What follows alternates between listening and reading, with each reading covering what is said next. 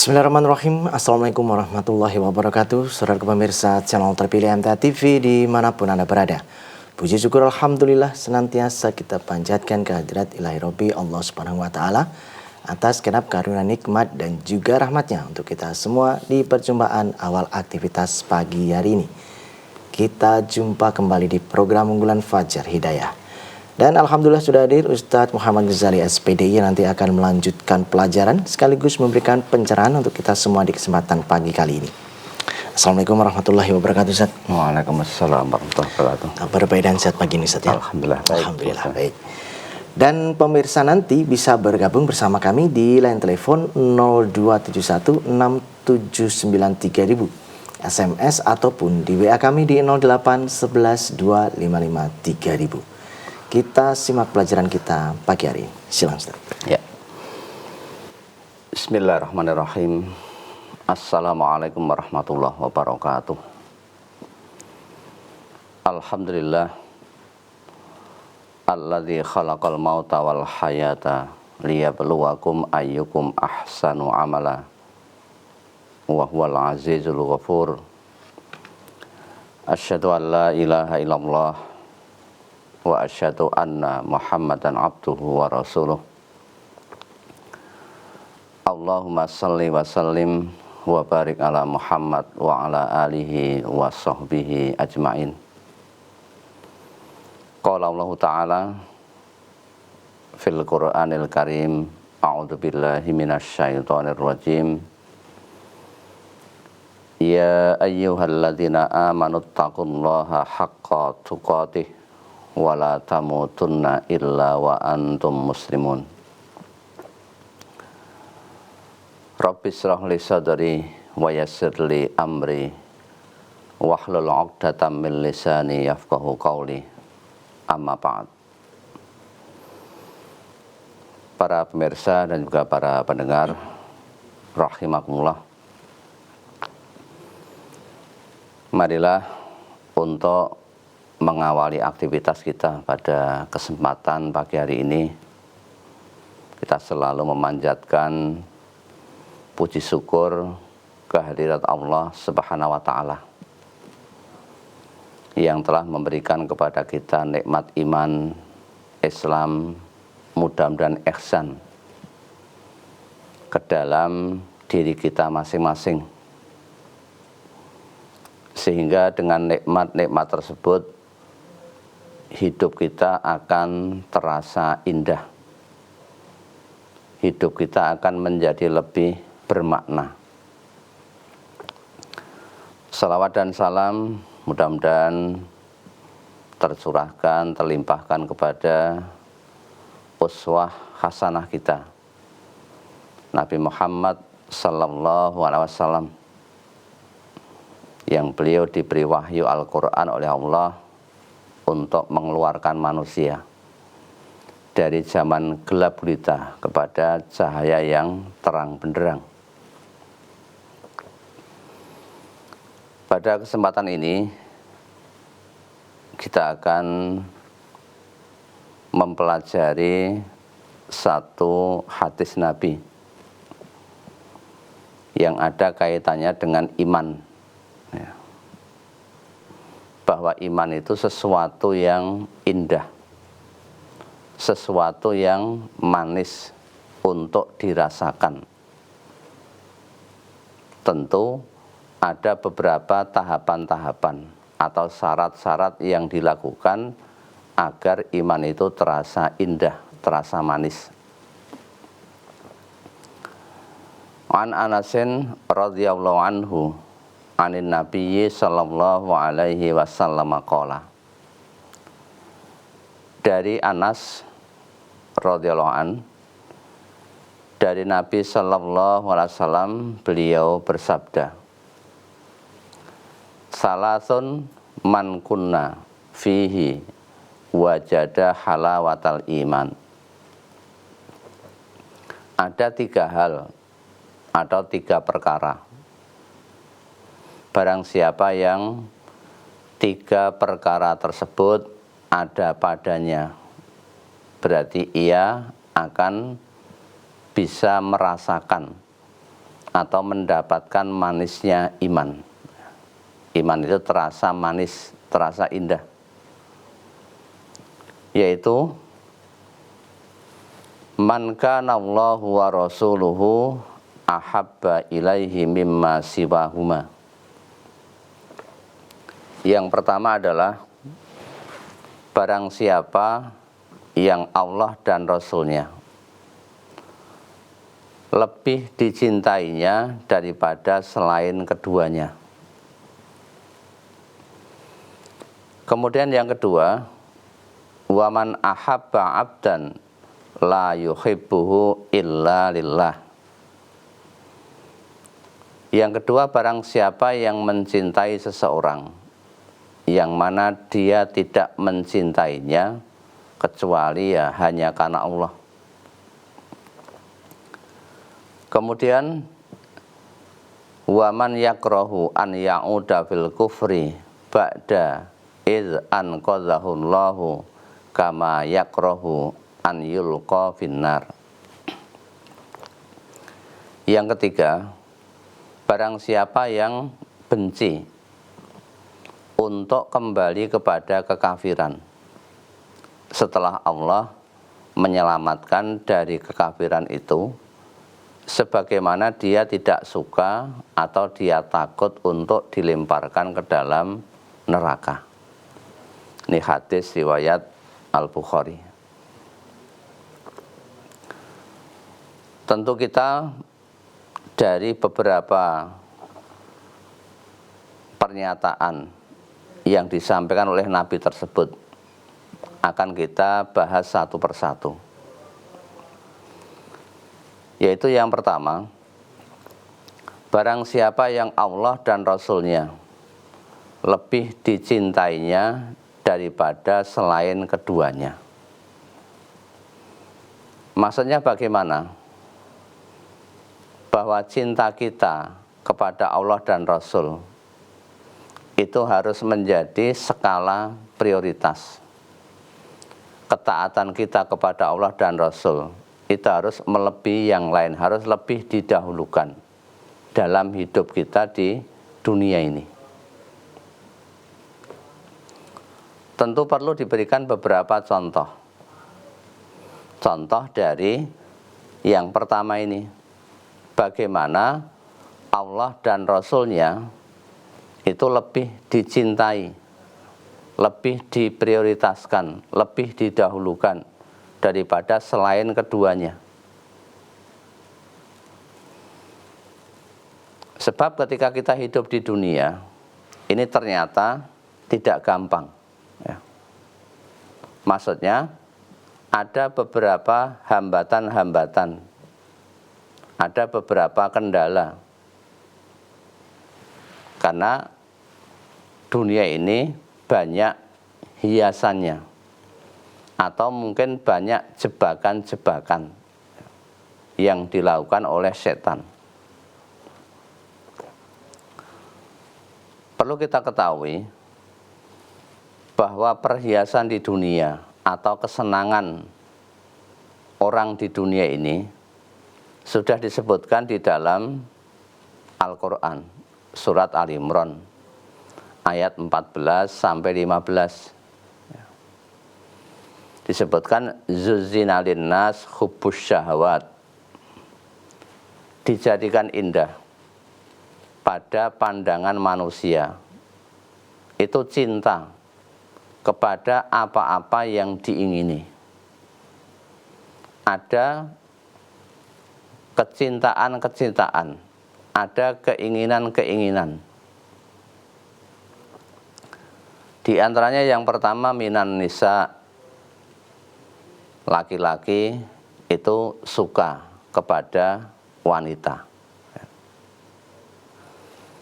Kemudian yang kedua wal banina, kepada anak-anak.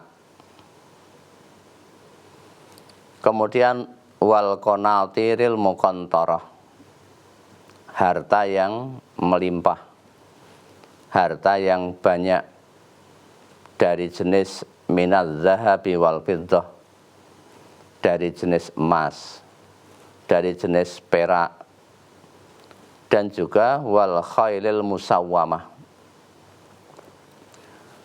Kemudian kuda-kuda pilihan, kendaraan-kendaraan yang bagus, wal an'am wal harth, binatang-binatang ternak, dan juga sawah-sawah ladang.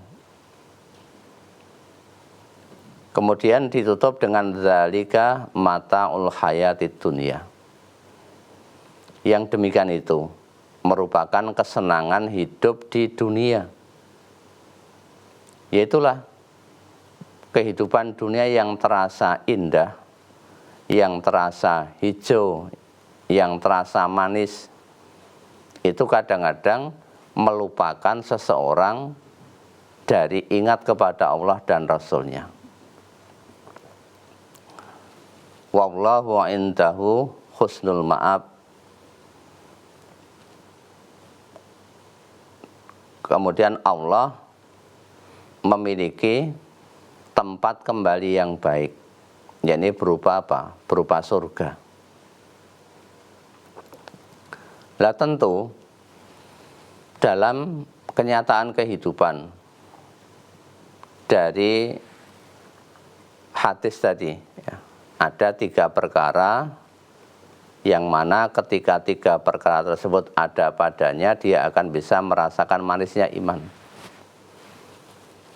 Yang pertama tadi, barang siapa Allah dan Rasul-Nya lebih dicintainya daripada selain keduanya. Misalnya begini ya, ketika kita sedang bekerja, sedang melakukan aktivitas, apakah itu bermain atau berusaha, kemudian pada waktu itu terdengar suara azan ya. Azan berkumandang ya, memanggil Allahu Akbar, Allahu Akbar, asyhadu an la ilaha illallah, kemudian ada hayya 'alas shalah, hayya 'alal falah ya. Tentu kita cinta kepada pekerjaan itu, kita cinta kepada anak-anak, cinta kepada harta yang banyak tadi yang disebutkan di surat Ali Imran tadi. Lah kita itu kalau pengen merasakan manisnya iman, Allah dan Rasul-Nya harus didahulukan. Berarti pekerjaan itu kita pending dulu, kita hentikan sebentar.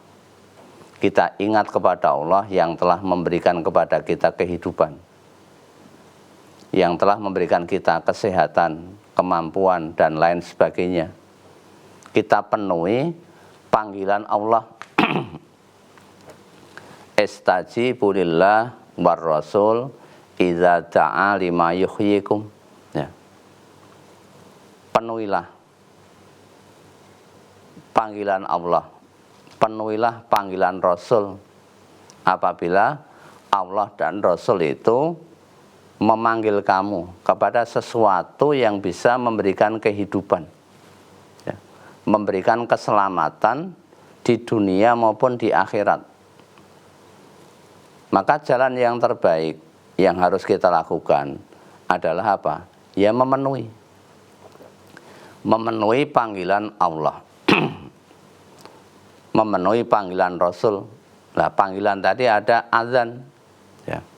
Kita dipanggil, ada suara an-nida ya. Azan kan an-nida, jadi panggilan ya. Panggilan untuk apa? Hayya 'alas shalah, untuk segera melaksanakan sholat, melaksanakan ibadah sebagai tanda rasa syukur kita kepada Allah yang telah memberikan nikmat. Tentu dengan sholat kita akan menuju kepada kemenangan, hayya 'alal falah. Kita menang melawan hawa nafsu ya. Mendapatkan kemenangan, mendapatkan kebahagiaan. Ya tentu orang yang sholat dia akan menang, karena sholat itu merupakan as-sholatu miftahul jannah. Sholat itu merupakan kuncinya surga. Kita akan masuk nanti melalui babus sholah, ya, pintu yang namanya sholat. Nanti ada babus sodaqah, pintu orang yang bersedekah, ya. Ini namanya orang yang lebih mendahulukan Allah, ya, mendahulukan Rasul. Contoh yang lain masih banyak dari hal-hal yang seperti itu. Ya. Lebih mendahulukan Allah, lebih mendahulukan Rasul, ya, dalam kehidupan sehari-hari. Ya. Misalnya ada acara yang berbarengan, ya, antara kita sudah terjadwal adanya kajian rutin atau pengajian, kemudian berbarengan dengan acara piknik atau acara yang lain, ya. Tentu siapa yang lebih didahulukan, ya? Mendahulukan Allah, mendahulukan Rasul. Kalau di zaman sahabat ini sangat jelas tentang perintah untuk hijrah, ya. Sehingga sampai muncul hadis innamal a'malu binniyat. Itu karena apa?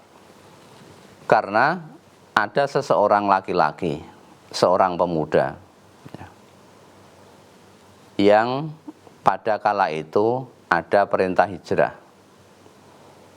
dari Mekah ke Madinah. Kemudian banyak sahabat yang juga ikut hijrah. Lah di tengah-tengah kerumunan sahabat tadi ada seorang perempuan yang dia juga ikut berhijrah. Ini wanita masih muda, belum punya suami. Lah kebetulan pemuda ini menaruh hati kepada wanita tersebut. Akhirnya pemuda tadi ikut berhijrah dari Mekah ke Madinah. Maka dari situ akan terlihat hijrahnya pemuda tadi dengan hijrahnya sahabat dan wanita tersebut, itu dorongannya karena apa? Lebih mengutamakan Allah dan Rasulnya, atau ada dorongan-dorongan yang lain, ya. Maka di hadis itu disebutkan faman kana hijratuhu ilallah wa rasulihi fa hijratuhu ilallahi wa rasulihi. Barang siapa yang hijrahnya itu memang karena Allah dan Rasulnya, mendahulukan Allah dan Rasulnya, lebih cinta kepada Allah dan Rasulnya, maka hijrahnya ya karena Allah dan Rasulnya, dalam arti akan mendapatkan pahala. Tetapi wa man kanat hijratuhu ilad dunya yusibuha aw imra'atin yankihuha fa hijratuhu ila ma hajara ilaih. Barang siapa yang hijrahnya itu karena ilad dunia, mengharapkan dunia, pengen mendapatkan harta yang banyak, mendapatkan kekayaan, aw imra'atin yankihuha, atau pengen mendapatkan wanita yang ingin dinikahinya. Pemuda tadi kan sebetulnya tidak ada keinginan untuk hijrah, karena orang yang dicintai tadi hijrah, akhirnya dia ikut hijrah. Barangkali nanti di Madinah setelah sampai di sana bisa menikahi wanita tersebut. Maka fahijratuhu ila ma hajara ilai. Hijrahnya tergantung kepada niatnya tadi. Niat hijrah apa? Kalau niatnya hanya karena pengen dunia, ya dapatnya hanya dunia. Itu pun hanya sebagian. Kalau hijrahnya karena wanita, ya dapatnya hanya wanita. Kalau dia mau.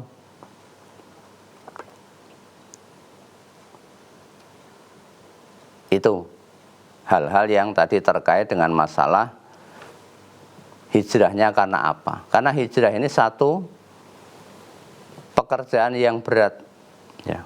Meninggalkan harta benda yang dimilikinya ketika di Mekah, meninggalkan pekerjaan yang sudah mapan, meninggalkan rumahnya, meninggalkan kebunnya, meninggalkan ternaknya. Ini demi Allah, hanya karena Allah dan Rasulnya. Nah, disitulah nanti seseorang akan bisa mendapatkan atau merasakan manisnya iman, bahwa iman itu sesuatu yang indah, ya. Karena yang menghiasi hati itu bukan harta benda yang sejati, yang bisa menjadikan hati tenang, hati tentram. Itu kalau kita itu ingat dekat kepada Allah. Ala bidzikrillah tatmainnul qulub. Ingatlah, dengan mengingat Allah hati akan menjadi tenang, hati menjadi tentram. Ya, sementara baru satu yang bisa kita jelaskan, nanti insya Allah akan kita lanjutkan pada hari atau kesempatan berikutnya. Ya. Baik pemirsa, kami harapkan Anda nanti bisa bergabung bersama kami di line telepon 02716793.000, SMS ataupun di WA kami di 08 11 255 3000. Namun sebelumnya kita akan simak beberapa informasi dalam rangkaian jeda pariwara berikut ini. Baik saudara pemirsa channel terpilih MTA TV dimanapun Anda berada, terima kasih Anda masih setia bersama kami, khususnya di program unggulan Fajar Hidayah pagi ini. Kami persilakan kesempatan pertama di line telepon 02716793.000, Anda bisa bergabung. Halo, Assalamualaikum. Waalaikumsalam warahmatullahi wabarakatuh. Baik, silakan Ibu Sri Pacitan. Terima kasih. Assalamualaikum warahmatullahi wabarakatuh, Ustaz. Waalaikumsalam warahmatullahi wabarakatuh. Silakan Bu Sri. Ustaz matur suwun. Ustaz, yang saya tanyakan yang pertama, bagaimanakah cara menghadapi orang yang dengki dan iri tersebut? Yang kedua yaitu masalah riba. Suatu arisan, Ustaz, apabila arisan itu ada potongannya, itu diharuskan itu misalnya dapat 10.000 lantas dipotong 1.000 misalnya, seperti itu. Nah, itu apakah termasuk riba? Itu untuk riba yang pertama. Untuk yang kedua, hasil simpan pinjam itu bunganya untuk membeli alat-alat dapur, misalnya alat-alat dapur RT atau alat-alat dapur RW yang semacam itu. Apakah alat-alat dapur tersebut, andaikan kita meminjamnya, apakah juga ikut terkena sanksinya masalah riba? Nah, itu Ustaz, terima kasih atas tausiahnya. Assalamualaikum warahmatullahi wabarakatuh. Waalaikumsalam warahmatullahi wabarakatuh. Yang pertama tentang menghadapi orang yang dengki, ya. Dengki itu apa? Tentu perasaan yang tidak senang apabila seseorang mendapatkan nikmat, mendapatkan kebaikan. In tamsaskum hasanatun tasukhum. Ketika seseorang mendapatkan nikmat, itu dia tidak suka. Tetapi sebaliknya, apabila orang lain itu mendapatkan kesusahan, dia malah bergembira. Ini kan orang yang memiliki sifat terbalik. Harusnya ketika orang lain mendapatkan nikmat itu kita kan turut bergembira, turut senang. Nah, ini sebaliknya. Berarti orang itu dengki. Memang dalam makalah dikatakan wa kullu dzi nikmatin mahsudun, ya. Dan setiap ada orang yang mendapatkan nikmat, biasanya ada orang yang mendengki. Itu hal yang biasa ketika kita hidup di dunia ini. tentu bagaimana sikap kita, ya kita mensikapi dengan cara yang baik. Idfa' billati hiya ahsan. Tolaklah sesuatu yang buruk itu dengan yang baik. Tidak perlu kita harus menanggapi dengan cara yang reaktif. Tidak perlu. Dan kedengkian itu juga tidak akan memberikan madarat kepada kita. Ya ayyuhalladzina amanu alaikum anfusakum la yadurrukum man dhalla idza tadaitum. Wahai orang-orang yang beriman, jagalah dirimu. Tiadalah orang yang sesat itu bisa memberikan madarat, memberikan celaka kepadamu selama kamu selalu berpegang teguh kepada petunjuk, mendapatkan hidayah. Kita tidak perlu risau terhadap orang yang mendengki tadi. Ditolak dengan cara yang baik atau dibiarkan saja. Toh lama-lama nanti akan bosen. Kemudian tentang masalah arisan tadi. Kemudian setelah mendapatkan arisan, ini dipotong. Lah potongannya untuk apa? Kalau memang potongannya jelas, tujuannya tadi dipakai untuk membeli perkakas RT tadi, apakah berupa bolo pecah atau kursi atau yang lain-lain, dan memang kalau itu sudah kesepakatan, itu kan bukan termasuk bagian daripada bunga, hanya iuran. Ketika seseorang yang mendapatkan arisan tadi keluar arisannya, kemudian dipotong. Dan potongannya kan jelas tadi, untuk kepentingan bersama. Sebab kalau diajak urunan, kadang-kadang pada sulit. Ya hal yang seperti itu ya sah-sah saja, tidak masalah. Karena tujuannya tadi kan jelas, tujuannya untuk membeli barang-barang yang nanti juga digunakan untuk keperluan RT tersebut. Misalnya tadi bolo pecah tadi, gelas, piring, sendok, dan lain sebagainya. Ketika ada seseorang yang ada tamu banyak, kemudian bisa pinjam ke situ. Kan untuk kebaikan bersama. Bukan untuk satu keuntungan, kan tidak. Ya, demikian tadi. Baik, kita bacakan yang ada di WA saja. Dari Ibu Nur di Cikarang. Ustadz, kewajiban seorang istri kepada suaminya adalah taat selama perintahnya benar. Kalau seorang suami memerintahkan istri untuk bekerja, apakah itu juga wajib bagi istrinya untuk bekerja, Ustadz? Mohon tausiahnya. Ya. Tentu untuk menjawab pertanyaan yang seperti ini, kita harus mendudukkan posisinya masing-masing, supaya nanti ada kejelasan. Bisa kita lihat di surat Al-Baqarah, ayat 233. Ini satu pelajaran bagi keluarga. Wal walidatu yurdi'na auladahunna haulaini kamilaini liman arada ayyutimmar radha'ah. Wa 'alal mauludi lahu rizquhunna wa kiswatuhunna bil ma'ruf. Ibu-ibu ini hendaklah menyusui anak-anaknya selama 2 tahun penuh. Ini aturan dalam agama seseorang untuk menyusui. Jadi menyusui itu 2 tahun penuh. Kemudian bagi yang ingin menyempurnakan penyusuannya,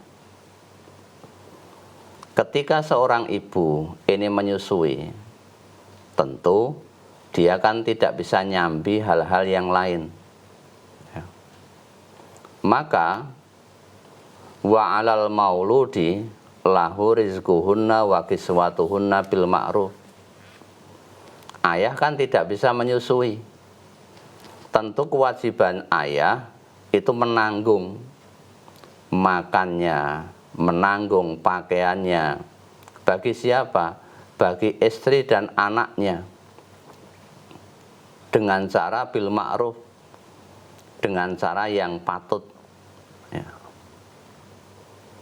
Berarti kewajiban ayah tadi adalah menanggung, menjamin rezekinya. Alias seorang ayah itu punya kewajiban untuk bekerja. Atau di ayat yang lain, di surat An-Nisa ayat 34 juga disebutkan ar-rijal qawwamuna 'alan nisa bima faddalallahu ba'dahum 'ala ba'din wa bima anfaqu min amwalihim. Laki-laki atau suami tadi adalah qawwamun, sebagai penanggung, orang yang bertanggung jawab terhadap keluarganya untuk melindungi, mengayomi, kemudian mengurus, dan juga mengupayakan kemaslahatan keluarga tadi. Ini kewajiban terletak kepada siapa? Kepada suami. Ya. Kenapa demikian?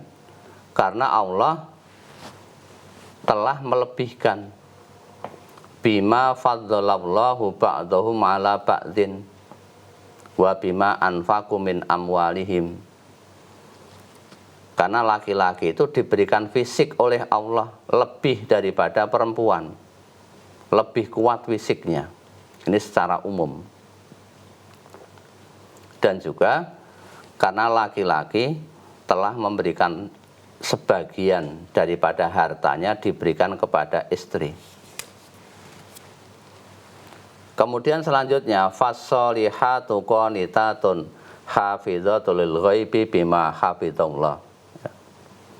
Perempuan-perempuan yang soleh ya, adalah mereka yang taat kepada Allah ya, dan juga menjaga diri ketika suaminya tidak ada di rumah.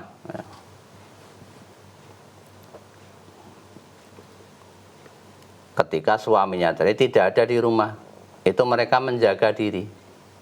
Berarti perempuan itu berada di rumah. Yang bekerja siapa? Laki-laki. Ya.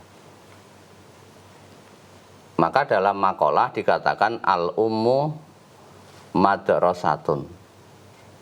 Ibu itu sebagai sekolahan. Bagi siapa? Ya bagi keluarganya, bagi anak-anaknya. Tujuannya sebagai pendidik atau penjaga gawang. Karena suaminya biasanya zaman dulu tuh merantau, pergi bekerja, pulangnya kadang-kadang 1 bulan sekali, ada yang 2 bulan sekali. Maka yang menjaga gawang tadi yang di rumah siapa? Istrinya, kepada anak-anaknya tadi. Lah kalau dua-duanya pergi, lantas siapa yang akan mendidik anak-anaknya, yang akan mengurusi keluarganya? Kalau yang laki-laki pergi, kemudian yang perempuan atau istrinya juga pergi. Akhirnya anaknya terlantar, tidak ada yang mengurusi. Akhirnya anaknya nakal dan lain sebagainya. Ini gara-gara karena dua-duanya pengen bekerja, kemudian di rumah tidak ada yang mengurusi. Kemudian di rumah juga salah pergaulan, bergaul dengan teman-teman yang jelek ya. Ini terjadi hal-hal yang seperti itu ya. Maka jangan sampai terjadi hal yang demikian. Maka salah satu, baik suami tentunya yang punya tanggung jawab mutlak untuk bekerja. Nah tadi istri diperintahkan kepada suami selama baik itu diperintahkan untuk taat. Ya betul. Maka dalam hal yang seperti ini perlu dikompromikan dengan baik. Misalnya suami tadi bekerja, dari hasil pekerjaannya belum mencukupi, maka istri itu boleh bekerja tapi sifatnya hanya membantu, bukan menjadi mokoi, bukan menjadi hal yang pokok, membantu. Kalau bisa ya bekerjanya di rumah, home industry. Ya apa yang bisa dilakukan? Apakah jahit, apakah memasak makanan kemudian dijual, atau yang lain-lain, sehingga anak-anaknya tetap terjaga. Jangan sampai kedua-duanya pergi jauh, kemudian tanggung jawab anak-anaknya tidak diperhatikan, bahkan malah tega menitipkan anaknya kepada orang tuanya, kepada mbai tadi. Lah mbai tadi kan sudah mendidik anaknya. Lah begitu agak longgar sedikit, itu malah dititipi putune. Nanti muncul putunya yang baru. Kadang-kadang banyak anak-anak muda sekarang yang kurang memperhatikan gara-gara hanya mengejar masalah jumlah harta, seolah-olah kurang. Maka bisa dimusyawarahkan dengan cara yang baik tadi. Ya, demikian. Baik, satu lagi Ustadz. Dari saudara kita yang ada di Semarang menanyakan, Ustadz, di masjid depan rumah dalam rangka menyambut Maulid Nabi mengadakan sholawatan bersama selama 10 hari setelah Isya. Apakah ada tuntunannya yang demikian, dan bagaimana kalau saya diminta sumbangan untuk acara tersebut? Apakah itu termasuk sedekah, Ustadz? Mohon pencerahannya. Ya, besok hari Jumat ini berdasarkan kalender memang ada tertulis di situ, ada Maulid Nabi. Hari kelahirannya Nabi Muhammad sallallahu alaihi wasallam tanggal 12 Rabiul Awal. Zaman dulu tahunnya tahun gajah. Ya. Kenapa tahun gajah? Karena berbetulan dengan peristiwa Raja Abraha, ya, yang ingin menghancurkan Ka'bah. Ini hari lahirnya Nabi Muhammad. Lah kemudian kita sebagai umat Islam itu harus bagaimana menghadapi hari itu? Ya mengingat boleh, silahkan. Tetapi yang lebih mendalam lagi, Nabi Muhammad diutus oleh Allah itu untuk apa? Kan yang harus diambil pelajaran adalah itu, bukan sekedar hanya memperingati hari lahirnya. Nabi itu diutus oleh Allah itu membawa apa? Meninggalkan apa? Taraktu fikum amroini. Nabi yang diutus oleh Allah tadi, yaitu Nabi Muhammad, itu meninggalkan 2 perkara.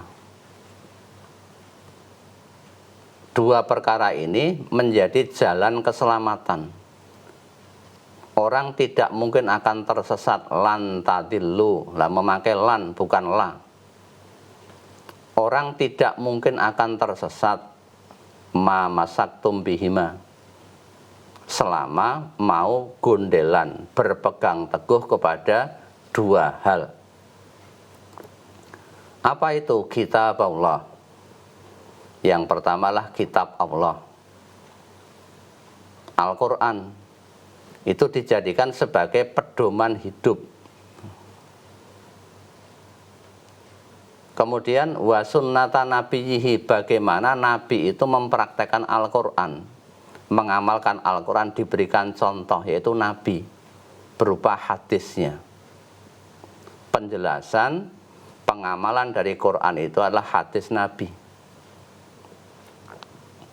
Maka itu yang kita pegang teguh. Dan tentang masalah tadi yang ditanyakan, tentang sholawatan dan lain sebagainya, selama ini kita belum mengetahui tentang tuntunannya. Kalau belum mengetahui, tentu kita ya tidak usah mengamalkan, karena belum mengetahui. Lah, apakah membantu termasuk bagian daripada sedekah? Kita belum tahu. Ya kalau belum tahu berarti ya tidak melaksanakan, ya, tidak melaksanakan kegiatan tersebut. Kita tidak menolak, tidak, karena belum tahu tuntunannya, maka kita tidak melaksanakan seperti itu.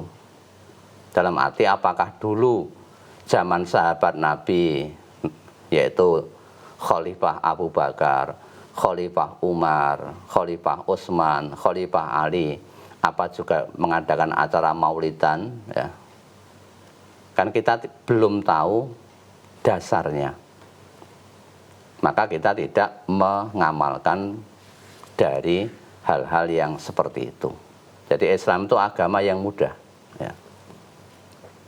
Apa yang kita kerjakan ya diharapkan mengerti dasarnya, mengerti tuntunannya, mengetahui dalilnya. Karena kita beragama itu hanya mengikut, bukan membuat sesuatu yang baru. Hanya mengikut saja. Siapa yang diikuti? Ya Rasul. Itu sebagai contoh yang terbaik. Karena sudah disebutkan, laqad kana fi Rasulillah uswatun hasanah. Sungguh. Jadi ada la dan qad. Ada dua huruf penguat. Sungguh-sungguh telah ada pada diri Rasulullah itu contoh teladan yang paling baik. Bagi siapa? Liman kana yarjullah wal yaumal akhir. Bagi orang-orang yang pengen bertemu kepada Allah, pengen mendapatkan surganya Allah, dan juga dia percaya akan adanya hari akhir, wa dzakarallaha katsira, dan dia banyak menyebut mengingat Allah. Ya, demikian. Baik Ustaz, kami sampaikan terima kasih atas pelajaran dan tausiahnya pagi ini. Kami nantikan pelajaran berikutnya insyaallah. Assalamualaikum warahmatullahi wabarakatuh. Waalaikumsalam warahmatullahi wabarakatuh. Baik saudaraku pemirsa channel terpilih MTA TV dimanapun Anda berada, demikian tadi telah kita simak dan ikuti bersama program unggulan Fajar Hidayah pagi ini. Kita jumpa kembali di kesempatan mendatang. Saya Tomel Fatoni pamit undur. Alhamdulillahirrahmanirrahim. Subhanakallahumma wa bihamdika asyhadu alla ilaha illa anta astaghfiruka wa atubu ilaik. Assalamualaikum warahmatullahi wabarakatuh.